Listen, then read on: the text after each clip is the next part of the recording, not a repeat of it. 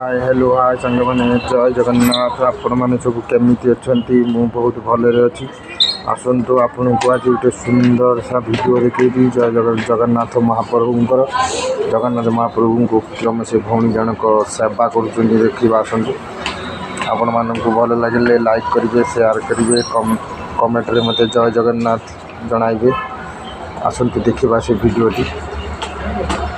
जय जगन्नाथ। अच्छा তোমরা কি জানো ভগবান শ্রী জগন্নাথ দেব 56 ব্যঞ্জন পদ গ্রহণ করার পর তিতভোগ নামক একটি পদ গ্রহণ করে। এমন যেন একটা অবাক লাগছে, তাই তো? চলো আজকে শ্রী জগন্নাথ দেবের একটি সুন্দর লীলা কথা তোমাদের সামনে আমি পরিবেশন করছি। একসময় পুরীধামে লান্ডি মাতা নামে এক বৃদ্ধা থাকতেন। তিনি ছিলেন জগন্নাথ দেবের প্রতি অত্যন্ত অনুরক্ত এক ভক্ত। শ্রী জগন্নাথ দেবের প্রতি তার একটি বিশেষ ভাব অন্তরে উদিত হয়েছিল। সেই ভাবভক্তির প্রভাবে প্রভুকে তিনি তার পুত্র বলে ভাবতেন। প্রতিদিনই লান্ডি মাতা তার প্রভুর জন্য বেশ কিছুটা নিমপাতা বাটা নিয়ে আসতেন। তিনি মনে মনে ভাবতেন শ্রী জগন্নাথ প্রতিদিন 60 বার ভোজন করেন, যার মধ্যে থাকে 56 রকমের অন্ন ব্যঞ্জন, কত রকমের মিষ্টি, কত রকমের ঘি। তিনি অবশ্যই এত ধরনের গুরুপাক জমকালো খাবার দাবার ভোজন করে বেশ ক্লান্ত হয়ে পড়েছেন এবং তার হয়তো কিছু পেটের গণ্ডগোলও হয়েছে। সেই জন্য তিনি যদি কিছু নিমপাতা বাটা খান তাহলে তার পক্ষে তা খুবই ভালো হবে। এই রকম মনোভাব নিয়ে লান্ডি মাতা প্রতিদিন মন্দিরে যেতেন তার পুত্রকে নিমপাতা বাটা খাওয়াতে। একদিন পাত্রটি হাতে নিয়ে লান্ডি মাতা মন্দিরে প্রবেশদ্বারে পৌঁছালেন, কিন্তু মন্দিরে প্রবেশের আগেই কর্তব্যরত নিরাপত্তারক্ষী তাকে থামালো ও বলল, ওহে বৃদ্ধা, এই পাত্রে তুমি কি নিয়ে যাচ্ছ? লান্ডি মাতা উত্তর দিলেন, আমি নিমপাতা বাটা নিয়ে যাচ্ছি আমার পুত্রের জন্য। রক্ষী বলল, তোমার পুত্র কি মন্দিরের মধ্যে রয়েছে?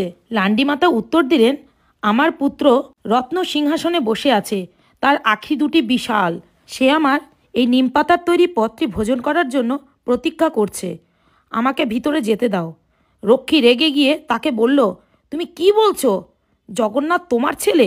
প্রভু জগন্নাথ দেবকে কত ধরনের অন্ন ব্যঞ্জন নিবেদন করা হয়, সেই সব ভোজন করে তিনি তৃপ্ত নন? তিনি কেবল তোমার ওই নিমপাতা বাটা ভোজন করার জন্য অপেক্ষা করছেন। নিরাপত্তা রক্ষী লান্ডি মাতাকে মন্দিরের ভেতর যেতে দিলেন না। ভগ্ন হৃদয়ে লান্ডি মাতা তার কুঠিরে ফিরে এলেন।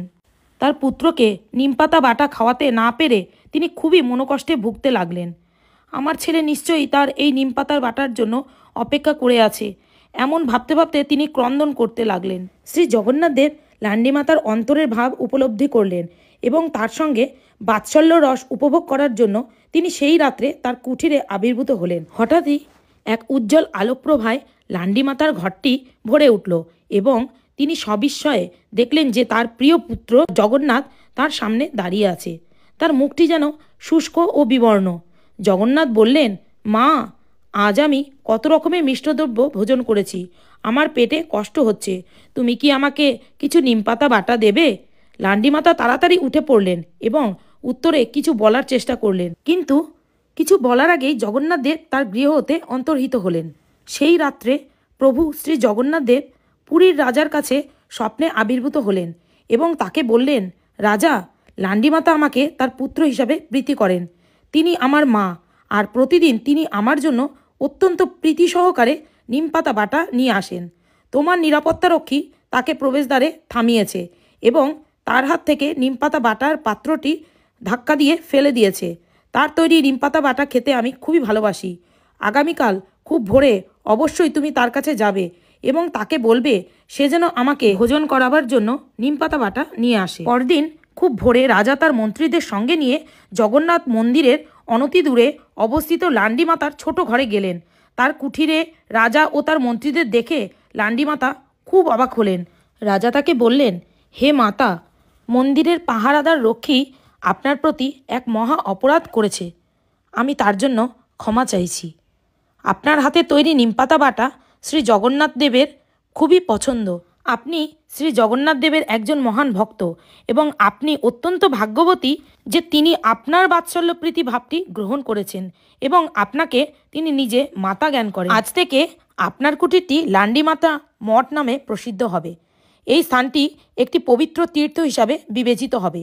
এই পৃথিবীতে আপনি যতদিন থাকবেন প্রতিদিন আপনি শ্রী জগন্নাথ দেবকে নিমপাতা বাটা খাওয়াবেন।